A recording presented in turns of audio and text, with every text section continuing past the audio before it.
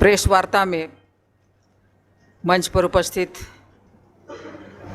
भोसरी विधानसभा क्षेत्र के विधायक श्री महेश लांगड़े जी, भारतीय जनता पार्टी के जिले के अध्यक्ष गणेश भेंगड़े जी, इस क्षेत्र के मंडल के अध्यक्ष डॉक्टर ताराचंद कराडे जी, किसान मोर्चा के जिले के अध्यक्ष संजय थोरात जी, बहन आशा ताई जी, श्री अतुल देशमुख जी और अन्य उपस्थित सम्मानीय अतिथि, इलेक्ट्रॉनिक मीडिया, प्रेस मीडिया और वेब पोर्टल के मीडिया साथीगण,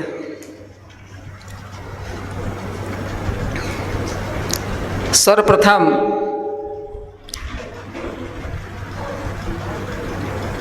दो घंटे देर से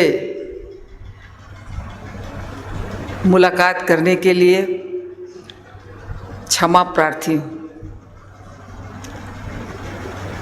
इसलिए अधिकारपूर्वक कह पा रही हूँ,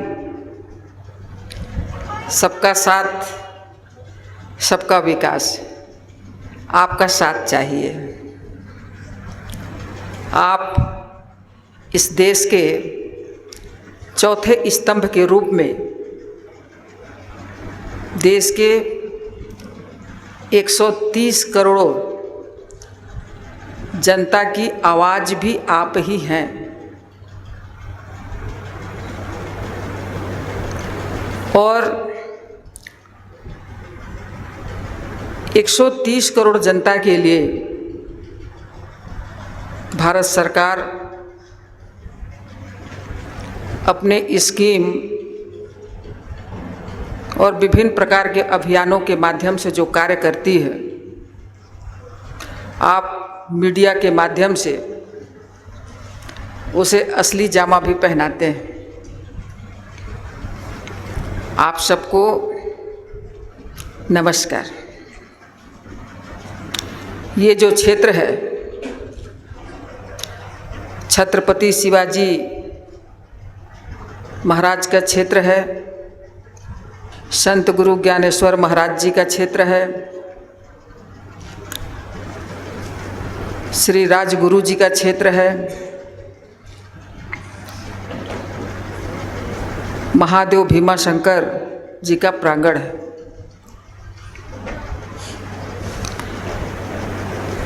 महाराष्ट्र राज्य इस प्रदेश में अनेक क्रांतिकारी वीर पैदा हुए, बड़े किसान भी यही हैं,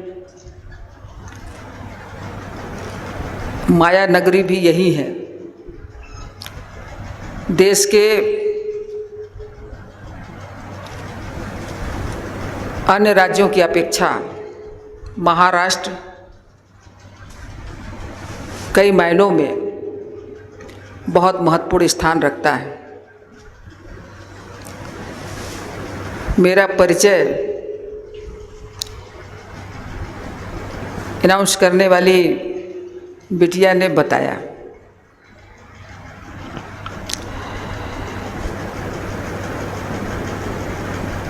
2014 के लोकसभा चुनाव में देश में भारतीय जनता पार्टी को 284 सीटें मिली थी। 2019 के लोकसभा चुनाव में 303 सीट के साथ माननीय नरेंद्र मोदी जी की अगुवाई में एनडीए की सरकार बनी। इन 8 वर्षों में हमने देश की छोटी समस्या से लेकर बड़ी बड़ी समस्याओं का निदान किया है, समाधान किया है। देश में अभी भी बहुत कुछ करने की ज़रूरत है। 144 लोकसभा सीटें ऐसी हैं जहां पर भारतीय जनता पार्टी के सांसद नहीं हैं। इसमें ये सिरूर लोकसभा क्षेत्र भी शामिल है। जहाँ भाजपा नहीं वहाँ विकास नहीं। इस क्षेत्र में तमाम विकास की संभावनाएं हैं। आज पूरे दिन मैं भारतीय जनता पार्टी के नेताओं के साथ, कार्यकर्ताओं के साथ, चुने हुए जनप्रतिनिधियों के साथ ज्ञानेश्वर महाराज जी के मंदिर, उनके समाधि स्थल, सेना के रिटायर्ड जवान, भारतीय जनता पार्टी की सरकार केंद्र में है। हम पिछले 8 वर्षों से उनके लिए कई स्कीमों के माध्यम से काम कर रहे हैं। तो लाभार्थियों के साथ भी चर्चा हुई। विश्व हिंदू परिषद द्वारा चलाए जा रहे बनवासी बच्चों के स्कूल में भी हमने मुलाकात की। आज ये 11वां कार्यक्रम है। आपसे मैं चर्चा कर रही हूँ। तो इस क्षेत्र में जनता की बहुत पुरानी डिमांड है। ये दिन भर में मुझे समझ में आया। अब उन समस्याओं के लिए यदि हमें काम करना है तो इस क्षेत्र में भारतीय जनता पार्टी को मजबूत करना पड़ेगा। तो भारतीय जनता पार्टी को मजबूत करने के लिए, केंद्र सरकार की योजनाओं को यहाँ पर फलीभूत करने के लिए, और इस प्रदेश में भी भारतीय जनता पार्टी की मिलीजुली सरकार है, तो प्रदेश सरकार के माध्यम से क्षेत्र के आवश्यक कामों को करने के लिए आज दिन भर में हम लोगों ने कई रणनीति बनाई है। अभी आज दिन में जितनी भी संस्थाओं में मिली मैं, अधिकतर लोगों ने बैलगाड़ी दौड़ को पुनः प्रारंभ किए जाने की बात कही है। कई ऐसी लंबित परियोजनाएं हैं जिनका समाधान, जिनके लिए फंड भारत सरकार से लाए जाने की ज़रूरत है। चाहे रेलवे लाइन हो, चाहे उड़ान स्कीम के माध्यम से एयरपोर्ट हो, राष्ट्रीय राजमार्ग हो, और कई मांग हैं। अब इन प्रस्तावों को, जनता की आवाज़ को मुझे भारत सरकार के तमाम मंत्रालय के मंत्रियों के पास लेकर जाना है। और ये ऐसी बातें हैं, ऐसी मांग है जिनके लिए बहुत ज़्यादा पैसे की ज़रूरत भी नहीं है, सिर्फ इच्छा शक्ति की ज़रूरत है। इच्छा शक्ति की कमी हमारी सरकार के पास नहीं है और न ही फंड की कोई दिक्कत है, क्योंकि आज की तारीख पे ये भारत माननीय प्रधानमंत्री जी के नेतृत्व में दुनिया की 5वीं आर्थिक ताकत बन चुकी है। और भविष्य में हम नंबर 3 पर आने के लिए पूरी ईमानदारी के साथ प्रयास कर रहे हैं। अभी 2 दिन का मेरा और प्रवास है। इसके बाद भविष्य में मैं फिर से आऊँगी और ये 3 दिनों में जनता की समस्याएं, जो मुद्दे हैं, मेरे सामने आएंगे। इसके लिए कल जिला प्रशासन के साथ मेरी बैठक भी है। मैं उनसे ज़रूर ये पूछना चाहूँगी कि आयुष्मान योजना, प्रधानमंत्री कृषि सम्मान निधि योजना, सुकन्या समृद्धि योजना, उज्ज्वला योजना, स्वच्छता अभियान, मातृवंदना योजना, यानी भारत सरकार का जो टारगेट है, जनधन खाता, वन नेशन वन राशन, मुद्रा लोन योजना, स्वनिधि योजना, यानी व्यक्तिगत लाभ वाली जो योजनाएं हैं, जिसके लिए हमारी सरकार का विशेष फोकस रहता है। इसके साथ ही इस क्षेत्र में 4 लाख के आसपास अनुसूचित जनजाति समाज के लोग भी निवास करते हैं। हमारे मंत्रालय के माध्यम से चाहे पढ़ने वाले बच्चों के लिए स्कॉलरशिप हो, एकलव्य मॉडल स्कूल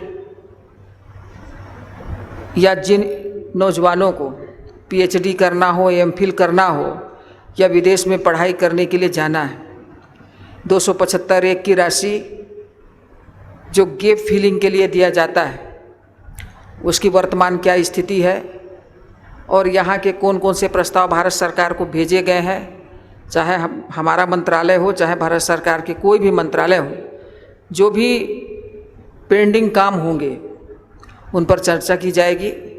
और यहाँ से जाने के बाद मैं उस पर विशेष जोर देते हुए इस क्षेत्र के विकास के लिए काम करूँगी। आज दिन भर में जो जानकारी मिली, मैं यही जानकारी आपको दे सकती हूँ। बाकी चाहूँगी कि आप लोग अपनी तरफ से मुझसे कुछ पूछ भी सकते हैं, सुझाव भी दे सकते हैं, क्योंकि ये जन सरोकार रखने वाली सरकार है, जनमन के आधार पर काम करने वाली सरकार है, जनता की आवाज़ पर काम करने वाली सरकार है। ये जो वर्ष था, देश की आज़ादी का 75वां वर्ष था और इस 75वें वर्ष में कोरोना के बावजूद भी हमारे भारत सरकार के सभी मंत्रालय के अधिकारी, मंत्री यानी पूरे टीम भाव के साथ हम राज्य सरकारों का सहयोग लेते हुए, सभी जनप्रतिनिधियों और आम जनता को शामिल करते हुए हमने अभियान चलाया और आज़ादी के इस वर्ष 14 अगस्त को भारत के विभाजन की विभीषिका के बारे में भी जगह जगह पर चर्चा हुई। देशवासियों को, नौजवानों को और बच्चों को इस बात की जानकारी दी गई और उन्हें ये कहा गया कि जब देश को आज़ादी तो मिली, लेकिन आज़ादी के पहले बंटवारा भी मिला, तो इसे भी याद रखना है। अब जब इसके बाद जब आज़ादी मिली, तभी उस आज़ादी के आनंद का हम अनुभव कर पाएंगे। 15 अगस्त और 26 जनवरी भर केवल तिरंगा झंडा हम लोग लहराते फहराते थे, लेकिन इस वर्ष हर घर तिरंगा, हर हाथ में तिरंगा, ये माननीय प्रधानमंत्री जी का अभियान था। और मुझे बहुत खुशी हुई कि पूरे देश भर में तिरंगा अभियान बहुत ज़ोर शोर से चला। मैं अभी कुछ दिन पहले सिक्किम गई थी, 17,000 फीट ऊपर भी मैंने प्रधानमंत्री आवास में एक तिरंगा को लहराते हुए देखा, एक गरीब के घर में भी तिरंगा को लहराते हुए देखा। तो ये पूरे देश भर में आज़ादी के अमृत वर्ष पर बहुत सारे कार्यक्रम के आयोजन हुए और इस वर्ष हमने पूरे साल भर देश को और आगे ले जाने के लिए माननीय प्रधानमंत्री जी की अगुवाई में बहुत सारी बैठकें हुई और ये तय किया गया कि 2047 में जब देश की आज़ादी के 100 वर्ष पूरे होंगे, तो आज जितने प्रकार की हमारे देश में कमियां हैं, चाहे बेरोजगारी हो या तो फिर अशिक्षा हो, कहीं कहीं जागरूकता का अभाव रहता है, ये सब कमियां दूर हो जाएंगी और हमारे नौजवान, हमारे बच्चे जिस विकसित भारत की कल्पना करते हैं कि हमारा देश अमेरिका से भी आगे निकलना चाहिए, चीन, जापान, फ्रांस जो विकसित राष्ट्र हैं उसके बराबर आना चाहिए, तो सिर्फ उसके बराबर ही नहीं, उनसे भी आगे निकलने की हमारी कल्पना है और उस विज़न पे माननीय प्रधानमंत्री जी के नेतृत्व में काम किया जा रहा है। और मैं आप पत्रकारों से चाहूँगी कि आप अपनी बात यदि कुछ पूछता है तो पूछ सकते हैं। मैंने दिन भर की जानकारी आपको दी और कल परसों 2 दिन में रहूँगी, तो जब लास्ट में मेरा पत्रकार सम्मेलन होगा तो मैं हर छोटी बड़ी बात को आप सब लोगों के सामने रखूँगी। धन्यवाद। एक बार जोरदार तालियों से हम इस सभी भाषण को रिस्पॉन्स देते हैं। और अब एक विनंती है, तुमच्या सगळ्यांमध्ये माईक फिरता राहील, आपण सगळ्यांनी कृपया एक एक करून प्रश्न विचारावेत आणि प्रश्नांची सुरुवात ही DK वळसे पाटील ज्येष्ठ पत्रकार या ठिकाणी करतील। मी त्यांना विनंती करते। नमस्कार, प्रिंट और इलेक्ट्रॉनिक मीडिया की तरफ से मैं आपका स्वागत कर रहा हूं। आंबेगाव खेड जुन्नर ये 3 तहसील में आदिवासी परिवारों की संख्या लगभग 35 या 40,000 के आसपास है, लेकिन उनको स्वरोजगार की बहुत ज़रूरत है। फैशन डिज़ाइन या ब्यूटी पार्लर के प्रशिक्षण दिया तो उनको 100% रोज़गार मिल सकता हो। और दूसरा क्वेश्चन है, अपने पंतप्रधान जी ने ही 2014 में बाल सुरक्षा विधेयक बिल पास किया है, लेकिन वो विधेयक की ग्राउंड लेवल पे इतना अच्छा काम शुरू नहीं है। तो मेरी विनती है कि जो ट्राइबल स्कूल है वह बच्चों के लिए गुड टच बैड टच का प्रशिक्षण दिया तो उसका जीवन और सफल होगा, लैंगिक अत्याचार से वो बच जाएगी। और तीसरा क्वेश्चन है कि यहाँ मोबाइल नेटवर्क का बहुत प्रॉब्लम है। हमारे ट्राइबल में खेड़ हो या अंबेगा हो, जुन्नर हो, यहाँ बहुत ट्राइबल है। और एक लास्ट क्वेश्चन मेरा है कि भीमाशंकर में 35 ईयर्स एगो अभयारण्य घोषित किया है और उनके ही साथ अभी केंद्र सरकार ने पर्यावरण संवेदनशील क्षेत्र का अधिसूचित जारी किया है। यहाँ हमारे आदिवासी भाइयों ने जंगल का खर रक्षा किया है, लेकिन ये दोनों ही निर्बंध से आदिवासी के संस्कृति और विकास पर बहुत निगेटिव असर पड़ सकता है। तो मेरी विनती है कि आप इस बारे में क्या आपका सोच है वो बताइए, और यह हमारे आदिवासी भाइयों को जो हेल्प होगी वो करने की मैं विनती करता हूँ।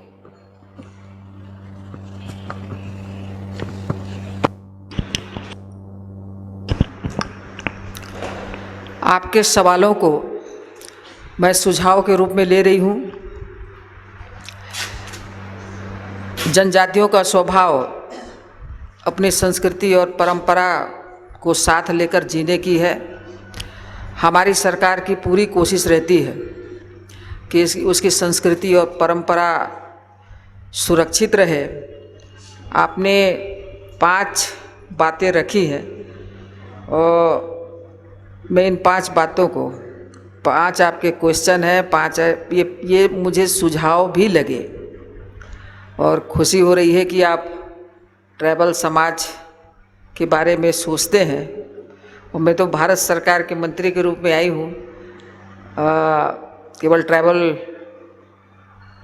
की ही समस्याओं के लिए नहीं हूँ। कौशल विकास की आपने बात कही कि उस क्षेत्र में ट्राइबल बेरोजगार हैं। हमारे ट्राइबल भाई या अधिकतर ग्रामीण क्षेत्र के लोग देखिए कृषि पर निर्भर रहते हैं, लेकिन कृषि के अलावा भी अभी जो हमारा ट्राइबल मिनिस्ट्री है, इसमें एक हमारी शाखा है ट्राइफेड, जो पूरे देश भर से वनोपज की खरीदी करती है। उसमें हमने 2019 के लोकसभा चुनाव में एक संकल्प की घोषणा की थी, वनधन विकास केंद्र हम 50,000 खोलेंगे। इसकी शुरुआत माननीय प्रधानमंत्री जी ने 2008 में छत्तीसगढ़ के बीजापुर से की थी। महाराष्ट्र में भी कुछ वनधन विकास केंद्र बने, कोरोना की वजह से इसमें कोई विस्तार नहीं हो पाया।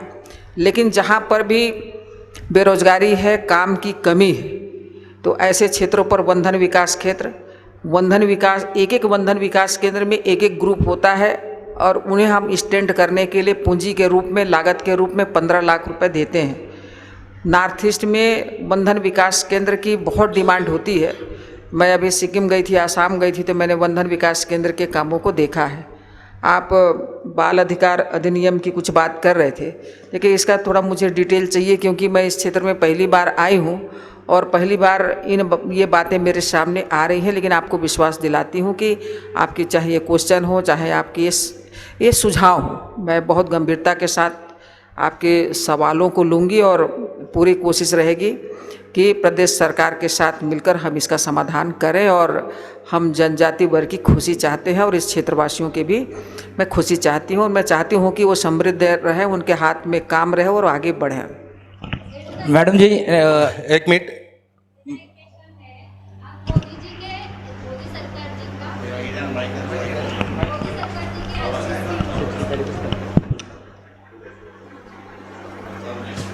मोदी सरकार जी के अच्छे स्कीमों का जिक्र कर रही है, लेकिन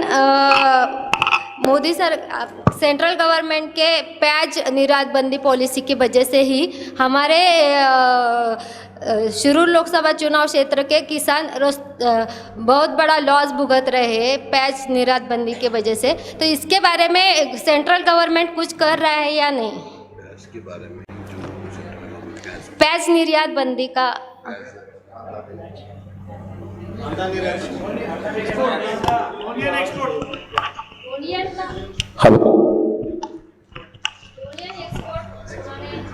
एक्सपोर्ट कर रही है ना। आपने मुझे जानकारी दी, मैं अपने नेताओं से भी चर्चा करूंगी, अपनी सरकार से चर्चा करके इस क्षेत्र में जो प्याज उत्पादन करने वाले जो किसान हैं जिन्हें भारत सरकार से उम्मीद है, ज़रूर इसका निदान करने में मेरी बहुत विशेष भूमिका होगी। मैडम नमस्ते, मेरे 2 सवाल है। पहला सवाल है, हमारे यहाँ आदिवासी बाग बहुत बड़ा है, वहाँ हिरड़ा पाया जाता है, लेकिन पहले हिरड़ा गवर्नमेंट खरीद लेती थी, तब वहाँ के जो लोग हैं उनको अच्छा पैसा मिलता था, लेकिन अब गवर्नमेंट हिरड़ा खरीदी नहीं करती, इसलिए उनको बहुत दिक्कत हो रही है। ये मेरा पहला सवाल है, गवर्नमेंट ये हिरड़ा खरीदी कब चालू करेगी? दूसरा सवाल मुझे जो किसान हैं उनके बारे में करना है। यहाँ लंपी जो बीमारी है वो बहुत फैल रही है, उसका जो लस है वो किसानों के पास नहीं जा रही है। उनकी जो गोधन है, जो बैल है, गाय है, उनकी मौत हो रही है, उनका बहुत नुकसान हो रहा है। आप इसके बारे में गवर्नमेंट को कुछ जो राज्य सरकार है उसको आपको कुछ बताना होगा, क्योंकि लंपी का प्रादुर्भाव होने से यहाँ बैलगाड़ा शर्यती भी रुक चुके हैं। वो जो किसान है जो एंजॉय करते हैं बैलगाड़ा शर्यत, उनको जो आनंद लेना पड़ता है वो कम हो रहा है। ये मेरे 2 सवाल हैं। मैडम और एक बात थी, हमारे यहाँ सातगांव पठार एरिया है जहाँ आलू की खेती बहुत बड़ी होती है, लेकिन वो आलू को अच्छा दाम नहीं मिल रहे हैं और उनका समावेश पीक बीमा में नहीं हुआ है, इसलिए वहाँ के किसानों को दिक्कत हो रही है।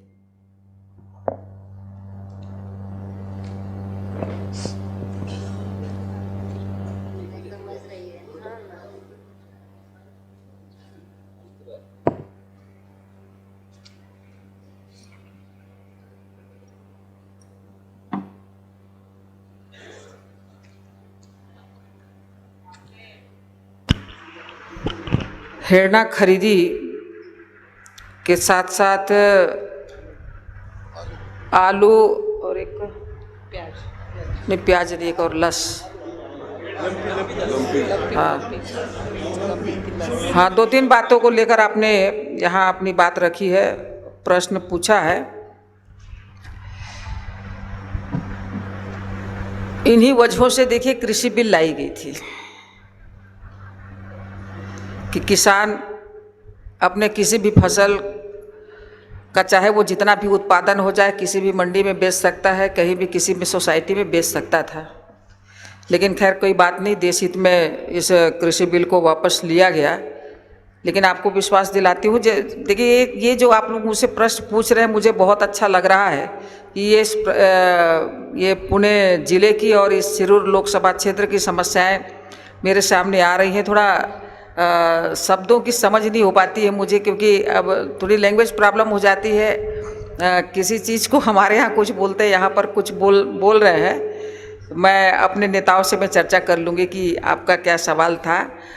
लेकिन जो भी समस्याएं हैं मैं राज्य सरकार और भारत सरकार के माध्यम से आपके समस्याओं का जनहित में निदान कराने में मैं पूरी कोशिश रहेगी। मैडम मेरा आदिवासी हित में एक सवाल है। मैडम जी, आदिवासी समाज की जो खेत ज़मीनें रहती है वो ज़मीनें बेचने के लिए पाबंदी है। वो आदिवासी समाज की खेत ज़मीनों का व्यवहार नहीं होता, लेकिन भूतपूर्व काल में कुछ आदिवासी समाज बांधों के ज़मीनों के बिगर आदिवासी के साथ ज़मीन के व्यवहार हुए हैं। आदिवासी समाज की ज़मीन बिक चुकी है।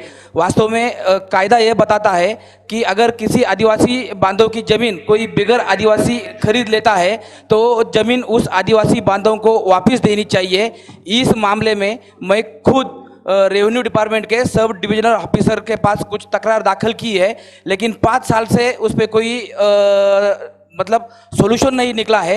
ऐसे बहुत सारे आदिवासी किसान हैं जिनकी ज़मीनें भूतपूर्व काल में बेची जा चुकी है, बिक गई है। आप ट्राइबल मिनिस्ट्री से बिलोंग करती है, आप इस बारे में जो आदिवासी किसानों की ज़मीन बिक चुकी है वो उन्हें वापस दिलवाने में आप कुछ ठोस भूमिका लेने वाली है? क्या आपका कुछ उस पर विचार मंथन है?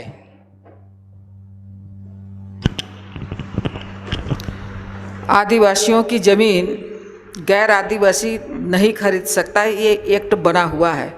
यदि कोई गैर आदिवासी आदिवासियों की ज़मीन खरीदा है, ये पूरी तरीके से अवैध है। आपने कुछ ऐसी जानकारी को लेकर रेवेन्यू के ऑफिसर के पास गए और वहाँ पर ठीक ढंग से सुनवाई नहीं हुई। आप एक नाम ज़रूर मुझे दे दें, फिर जितने भी ऐसे आदिवासी होंगे जिनके साथ इस प्रकार का अन्याय हुआ है या उनके साथ कोई गलती हुई है, कोई भेदभाव हुआ है। देखिए, इसीलिए हमारी सरकार ने एक ट्राइबल कमीशन का गठन भी किया है। जिसके साथ गलत होता है, भेदभाव होता है या उसके साथ कोई उचित व्यवहार नहीं होता या कोई अधिकारी या कोई सरकार उसकी नहीं सुनती, तो इसके लिए छाता के रूप में, संरक्षक के रूप में राज्यों में भी ट्राइबल कमीशन है और देश में भी कमीशन है। आप एक नाम जरूर मुझे बताइए, मैं संबंधित अधिकारी से बात करके वो ट्राइबल को उसका हक दिलवाने में मैं विशेष मदद करूँगी। मैडम जी, आप सेंट्रल गवर्नमेंट में ट्राइबल मिनिस्टर है, लेकिन हमारा एक प्रश्न है। केंद्रीय आदिवासी जो स्कूल रहते हैं प्राइवेट में, महाराष्ट्र में खाली 26 स्कूल है ट्राइबल के।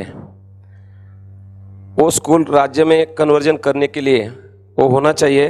इसके लिए तत्कालीन केंद्रीय मिनिस्टर कांतिलाल भूरिया, उन्होंने तब आश्वासित किया था, लेकिन अभी तक इस पर कुछ काम नहीं हुआ है, वो खाली आश्वासन रहा है।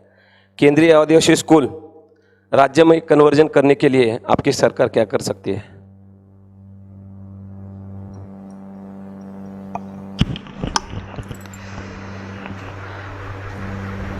कोई भी ट्राइबल संस्था अपने स्कूल में, छात्रावास में बच्चों को रखकर पढ़ाना चाहे तो हमारे मंत्रालय के माध्यम से उनकी पढ़ाई के लिए, उनको हॉस्टल में रखने के लिए काफ़ी फंड दी जाती है। स्वर्गीय भूरिया जी के संबंध में आपने कहा कि कभी उन्होंने कहा था कन्वर्जेंसन के संबंध में, मैं उसके संबंध में जानकारी लेने के बाद ही और आपको मैं कह सकती हूँ। लेकिन जिन ट्राइबल स्कूलों की बात आपने कही है, वो संस्था यदि भारत सरकार से अनुदान लेना चाहेंगी तो इसमें हमारी सरकार पूरी मदद करेगी। उनका रजिस्ट्रेशन नीति आयोग भर में हो जाए कि हम ट्राइबल बच्चों को अपने स्कूल में रखकर पढ़ाते हैं। देश में बहुत सारे ऐसे संस्थान हैं जिसको हम सब्सिडी देते हैं। आपने उड़ीसा में सुना होगा, एक कलिंगा यूनिवर्सिटी है जहाँ 27,000 ट्राइबल बच्चे पढ़ते हैं। वहाँ पर हम लोग साल में लगभग 20 करोड़ से भी अधिक राशि उस यूनिवर्सिटी को देते हैं। तो इस महाराष्ट्र में जो भी ट्राइबल बच्चे जिन भी स्कूलों में पढ़ते हैं, यदि उस संस्था के प्रमुख उस स्कूल में और अच्छी पढ़ाई करवाने के लिए या तो बच्चों को अच्छे उनको भोजन देने के लिए, अच्छे उनके रहने के लिए व्यवस्था हो जाए, या तो फिर उन्हें बिल्डिंग की ज़रूरत है, तो उसके लिए भी भारत सरकार हमारे ही मंत्रालय के माध्यम से हम राशि दे सकते हैं। ऐसे लोग सामने आए।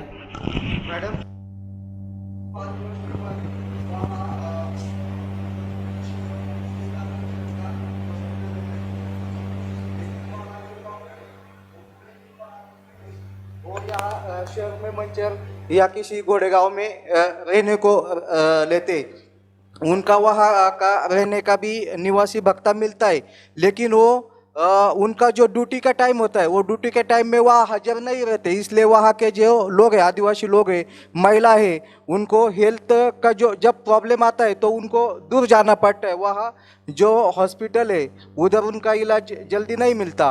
वैसे ही जो गरोदर माताएं रहती है उनके डिलीवरी के लिए भी गोड़ेगांव या मंचर मतलब 20 किलोमीटर, 25 किलोमीटर, 40 किलोमीटर ऐसा दूर जाना पड़ता है। तो इसके बारे में आप क्या कहेंगे?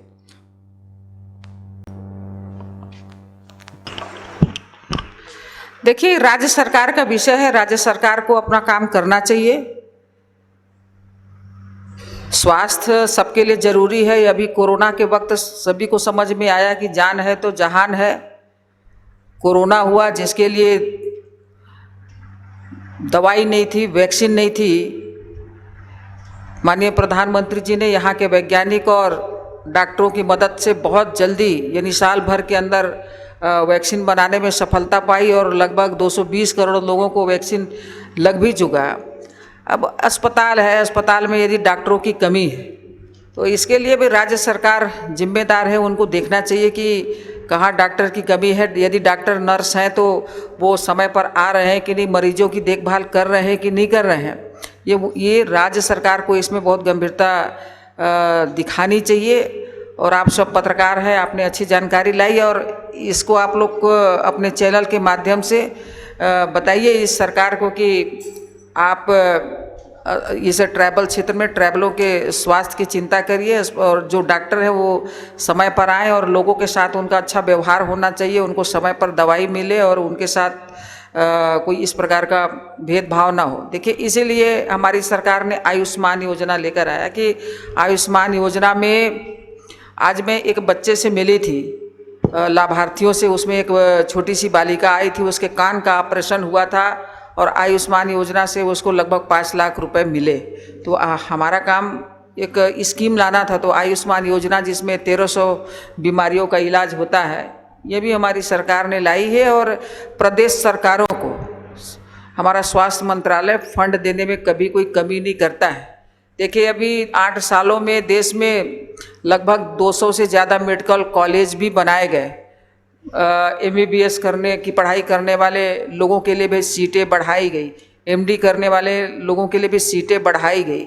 और जब यूक्रेन और रूस का झगड़ा हो रहा था, युद्ध हो रहा था, तो हमारे 20,000 बच्चों को जब हम यहाँ पर लाए, कर्नाटक के एक बच्चे की मौत यूक्रेन में उस गोलीबारी में हुई, तब माननीय प्रधानमंत्री जी ने बनारस की एक सभा में कहा था कि अब ऐसा समय आ गया है कि हमें देश के सभी जिलों में मेडिकल कॉलेज खोलने की ज़रूरत पड़ेगी।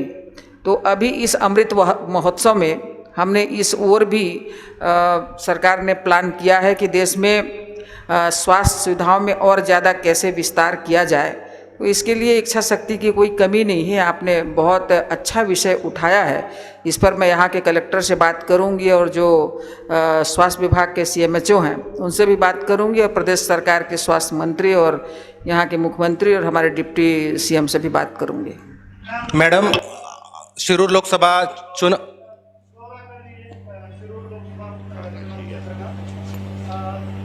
यहाँ की जो बनी हुई राजनीतिक समीकरण है, ऐसे में जो शिरूर लोकसभा मतदार संघ है वो गठबंधन के की ओर जाता है। यहाँ के पूर्व सांसद रहे, ऐसे में भाजपा का, भारतीय जनता पार्टी का सांसद कैसे होगा?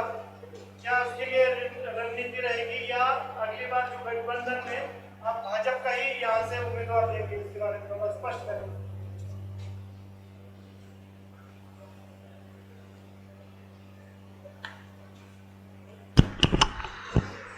भारतीय जनता पार्टी के राष्ट्रीय अध्यक्ष जी ने मुझे सिरूर लोकसभा में भारतीय जनता पार्टी को मजबूत करने की जिम्मेदारी दी है और मंच में बैठे हुए मैं अपने सेनापतियों के साथ और भारतीय जनता पार्टी के कार्यकर्ताओं का सहयोग लेते हुए बीजेपी को बूथ स्तर पर मजबूत करने के लिए लगातार हम सब टीम भाव से काम करेंगे। अब ज़रूर यहाँ पर NDA की सरकार है, लेकिन आने वाला वक्त बताएगा कि और ये राष्ट्रीय नेतृत्व तय करेगी कि यहाँ पर किस पार्टी का प्रत्याशी होगा। लेकिन हमारा यहाँ पर अभी पहला काम ये है कि हम भारतीय जनता पार्टी को मजबूत करें, क्योंकि भारतीय जनता पार्टी दुनिया की सबसे बड़ी पार्टी है। और लोकसभा ही नहीं, ये जब विधानसभा का चुनाव आता है, इस सुरूर लोकसभा क्षेत्र में 6 विधानसभा क्षेत्र हैं, जिसमें सिर्फ एक ही भोसरी विधानसभा क्षेत्र में हमारे महेश भाई बहुत सक्रिय और लोकप्रिय विधायक हैं। बाकी 5 विधानसभा क्षेत्र में अन्य दल के लोगों का कब्जा है। लेकिन इतनी सारी ये जो डिमांड आई है, ये कोई बहुत बड़ी बड़ी समस्याएं नहीं है, छोटी छोटी समस्याएं हैं।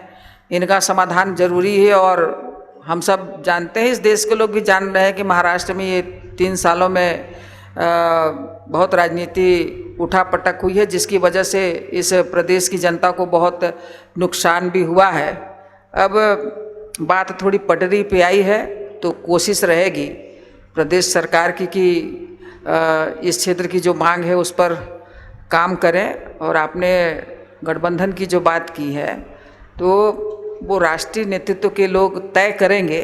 मैं तो यहाँ सिर्फ भारतीय जनता पार्टी को आगे बढ़ाने के लिए हम टीम के साथ अभी लोकसभा तक काम करूंगी। मैडम, शिरूर लोकसभा चुनाव क्षेत्र में आदिवासी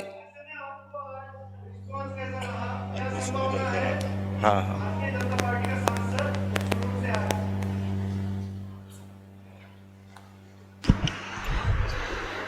मैं इस क्षेत्र में पहली बार आई। मैं आज के दिन को मैं अपना बहुत शुभ दिन मान रही हूँ, क्योंकि मैं आज शहीद राजगुरु जी के जन्म स्थली पर पहुँची। मैं उस पवित्र स्थल को प्रणाम की। मैं संत ज्ञानेश्वर महाराज जी के समाधि स्थल पर गई और जहाँ मंदिर का निर्माण हो रहा है वहाँ गई। मैं इस क्षेत्र के किसानों से मिली, नेताओं से मिली, युवाओं से मिली, व्यापारियों से मिली, बहुत सारे संस्थाओं से मिली, सामाजिक क्षेत्र में, राजनीतिक क्षेत्र में काम करने वाले कई संस्थाओं से मिली। मुझे बहुत खुशी हुई, बहुत आनंद आया। कई तरह की राजनीति के जो निचोड़ हैं उसके संबंध में मुझे जानकारी मिली और मुझे आज ऐसा लगा कि मैंने एक अच्छी और नई शुरुआत की है। आने वाले समय में यहाँ पर कमल की खुशबू जरूर आएगी। मैडम, शिरूर लोकसभा चुनाव क्षेत्र में आदिवासी जनजाति के लोगों की संख्या ज़्यादा है, मगर केंद्र की तरफ से अब तक यहाँ पे कोई भी ऐसा बड़ा प्रोजेक्ट हुआ नहीं। आप आने के बाद अगली बार आएगी तो कोई बड़ा प्रोजेक्ट या आप गिफ्ट करेगी? और दूसरा सवाल, आदिवासी जनजाति की लोक संख्या देखते हुए आगे का उम्मीदवार लोकसभा चुनाव में बीजेपी का उम्मीदवार आदिवासी हो सकता है क्या?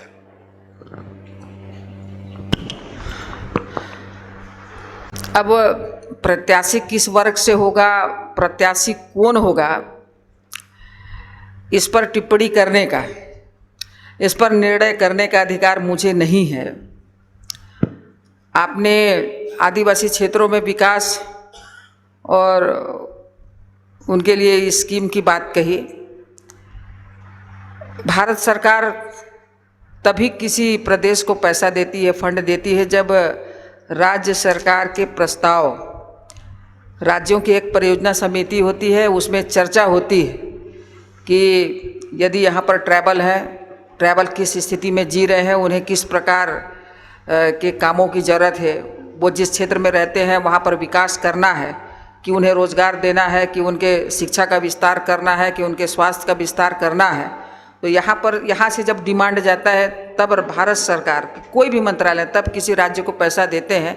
मैं आज यहाँ पर आई हूँ, ट्राइबल समुदाय के कई हमारे नेता आज मुझसे मिले, उन्होंने आमंत्रित भी किया है, उन्होंने अपनी समस्याओं को भी बताया है, अपनी पीड़ा को भी बताया है। मैंने उन्हें आश्वस्त किया है कि मैं अगली बार आऊँगी तो मैं आप लोगों से ज़रूर मिलूँगी।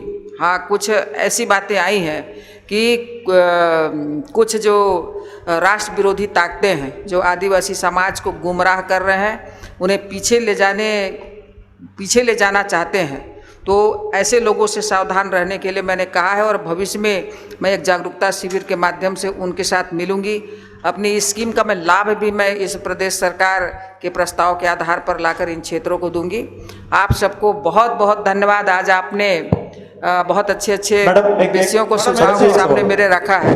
मैडम एक सवाल है। अभी आपने एक बात कही कि यहाँ पे कमल की खुशबू जरूर आएगी, तो इसका मतलब यही हुआ कि शिरूर कॉन्स्टिट्यूंसी जो है उसमें अगला जो 24 का चुनाव होगा 2024 में, तो इसमें बीजेपी अपना कैंडिडेट देगी? अगर देगी तो कौन होगा कैंडिडेट? और दूसरा एक सवाल मैम इसके साथ ही पूछता हूं मैं कि ट्राइबल एजुकेशन की अभी बात हो रही थी, तो ट्राइबल एरिया में नेटवर्क की बहुत सारी प्रॉब्लम है, और हम जो बात कर रहे टेक्नोलॉजी की, आगे चलने की, जो मोदी जी बात कर रहे हैं टेक्नोलॉजी, ये सब चीज़ों की, तो वहाँ पे अगर नेटवर्क है ही नहीं तो बच्चे पढ़ कैसे पाएंगे? जो टेक्नोलॉजी के साथ पढ़ना ज़रूरी है, ये एक सवाल है। और जो आप पहले पूछा था आपको, वो एक दो ही सवाल। आपने बहुत अच्छी जानकारी दिया। हम डिजिटल इंडिया की बात कर रहे हैं, इसलिए इंटरनेट का होना बहुत ज़रूरी है, क्योंकि आज स्मार्ट क्लास चालू हो गए हैं। कोरोना के समय में भी बच्चों की सारी पढ़ाई लिखाई, अधिकारियों के कामकाज, हमारे नेताओं की, हमारे राजनीतिक बैठे सब वर्चुअल हुई, तो इंटरनेट का होना ज़रूरी है। मैं ज़रूर आपसे कहूँगी कि आपने अच्छी जानकारी दिया है। मैं इसके संबंध में दूरसंचार मंत्रालय से बात करके इंटरनेट की जो दिक्कत है उसको हल करने के लिए मैं काम करूँगी। और आपने भारतीय जनता पार्टी के प्रत्याशी की बात कही है। देखिए, हमारा काम है कि हम भारतीय जनता पार्टी को आखिरी छोर तक मजबूत करना चाहते हैं। बूथ स्तर में भारतीय जनता पार्टी मजबूत होगी, और हमारा एक मूल मंत्र है कि बूथ जीतो चुनाव जीतो। तो और राष्ट्रीय नेतृत्व ने हमें जो जवाबदारी दी है कि सिरूर लोकसभा क्षेत्र में भारतीय जनता पार्टी मजबूत हो। अब कौन विधायक का प्रत्याशी होगा, कौन लोकसभा का प्रत्याशी होगा, किस जाति का होगा, इस पर मैं कुछ नहीं कहना चाहूँगी, लेकिन हाँ, हम ये जो समय हम लोगों को मिला है, भारतीय जनता पार्टी को यहाँ पर हम मजबूत जरूर करेंगे। क्योंकि आने वाले समय में भी 2024 में जब लोकसभा चुनाव होगा, पुनः माननीय नरेंद्र मोदी जी के अगुवाई में भारतीय जनता पार्टी की सरकार बनेगी, और जब हम आर्थिक रूप से सशक्त हो रहे हैं, एक बड़े विजन, एक बड़े लक्ष्य के साथ काम कर रहे हैं, तो मैं ज़रूर चाहूँगी और इस क्षेत्र की जनता ज़रूर चाहेगी कि हम वो जो विकास की उड़ान है, उस उड़ान से ये क्षेत्र वंचित ना रहे। यहाँ पर भी भारत सरकार की सारी स्कीमों का लाभ हो, बैलगाड़ी दौड़ भी हो, हवाई जहाज़ भी उड़े, रेल भी चले, यहाँ के लोगों के हाथ में काम भी हो, और किसी के साथ कोई अन्याय ना हो, कोई भेदभाव ना हो। ये बहुत अच्छा क्षेत्र है, समृद्ध क्षेत्र है। ये शहीदों का क्षेत्र है, शिवाजी राव जी का क्षेत्र है, ये ज्योतिर्लिंग है यहाँ पर, शिवाजी महाराज जी का क्षेत्र है। तो यहाँ हर एक दृष्टिकोण से, चाहे ऐतिहासिक हो चाहे धार्मिक हो, सभी क्षेत्रों में देखा जाए तो बहुत समृद्ध क्षेत्र है। और ये सिरूर लोकसभा क्षेत्र उड़ान में पीछे, विकास की उड़ान में पीछे न रह जाए, मैं इस बात की ज़रूर चिंता कर रही हूँ। इसलिए मैं आज सुबह 10 बजे से लेकर अभी 10 बजे तक दौड़ रही हूँ, और ये दौड़ मेरी कल भी रहेगी, परसों भी रहेगी, और जब तक लोकसभा चुनाव नहीं होगा, जब तक भारतीय जनता पार्टी यहाँ मजबूत नहीं होगी, हम सब इसी तरीके से चलते रहेंगे, दौड़ते रहेंगे। मैडम, भारत जोड़ो अभियान के बारे में क्या बोलेंगे आप? राहुल गांधी जी के भारत जोड़ो अभियान शुरू है, उस पर आपकी क्या राय है?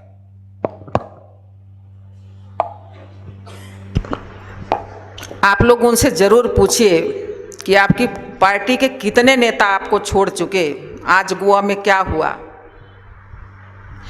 वो उनकी सरकार जहाँ जहाँ है, चाहे छत्तीसगढ़ हो, चाहे राजस्थान हो, या कुछ वर्ष पहले मध्य प्रदेश में थी, इन लोगों ने उन प्रदेशों की जनता के साथ कई झूठी बातें कही, कई झूठी घोषणाएं की, और आज 3.5 साल हो गए छत्तीसगढ़ में, इसके बावजूद भी वहाँ पर घोषणा को पूरा करने की शुरुआत भी नहीं हुई है। ये कांग्रेस का जो भारत जोड़ो यात्रा है, ये पहले अपने पार्टी को जोड़ लें, अपने पार्टी के नेताओं को जोड़ लें। आटा को जिसे लोग किलो में कहते हैं, उसको लीटर में कहने वाले, अब इनसे ये देश की जनता क्या अपेक्षा रहेगी? कांग्रेस पार्टी के जगह पे यानी उसके विकल्प में आप पार्टी को चुनना, आने वाले समय में कांग्रेस की जो स्थिति है, इस कांग्रेस में नेतृत्व नहीं है, नेतृत्व विहीन कांग्रेस अपने आप को कितने दिन तक हिंदुस्तान में रख पाएगी, ये तो बहुत सोचने की बात है। अब राहुल गांधी जी चाहे उनके पार्टी के बचे खुचे नेता चाहे भारत जोड़ो अभियान में कितनों हज़ारों किलोमीटर वो चल रहे, लेकिन इससे होना जाना कुछ नहीं है। ये बोफोर्स घोटाला से लेकर कॉमनवेल्थ घोटाला तक इन लोगों ने इस देश को घोटाले और भ्रष्टाचार से लाद दिया था और देश को बहुत कमज़ोर कर दिया था। ये 8 वर्षों में माननीय प्रधानमंत्री जी की अगुवाई में हमने बहुत सारे काम किए हैं, चाहे जम्मू कश्मीर से 370 हटाना हुआ, चाहे 3 तलाक हुआ, बहुत सारे काम हमारी सरकार ने किए हैं। और हमारी सरकार पर, भारतीय जनता पार्टी पर और विशेष रूप से माननीय प्रधानमंत्री जी के ऊपर देश की जनता का काफ़ी भरोसा है और इसलिए आने वाला समय भी हमारा ही होगा।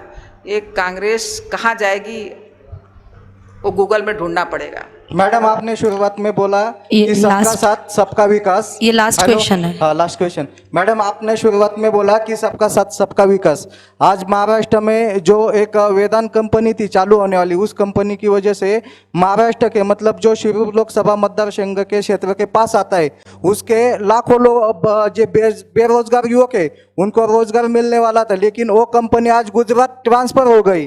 तो उसके वजह से जो लाखों लड़के को, जो बेरोजगार युवकों को रोजगार मिलने वाला था, तो जो वो बेरोजगार ही रह गए।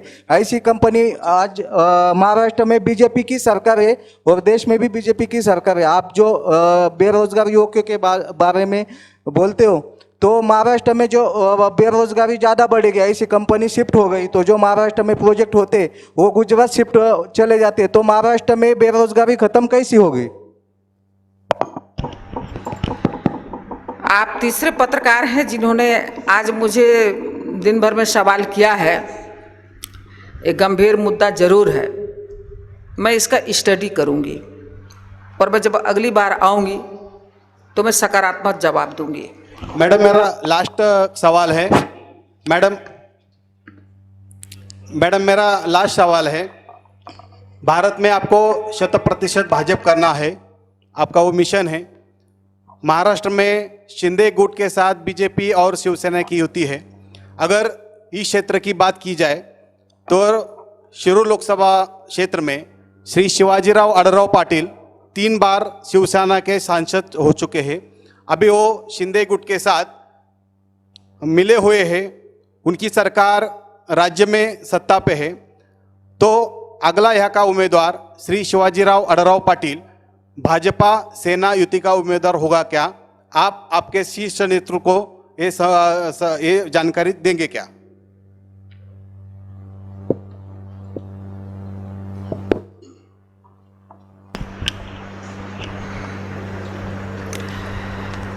देश में एनडीए की सरकार है, कहीं भाजपा की पूर्ण सरकार है, कहीं कहीं पे मिली जुली सरकार है। यहाँ भी अभी कई वर्षों के बाद मिली जुली सरकार फिर से अपना कामकाज संभालते हुए प्रदेश में विकास और जनहित में काम करने की शुरुआत की है। आपने भूतपूर्व सांसद का नाम लिया, देखिए इसके संबंध में अभी मैं कुछ नहीं कह सकती। यदि एनडीए का कोई प्रत्याशी यहाँ से लड़ते हैं, जैसे आपने शिंदे गुट की बात की,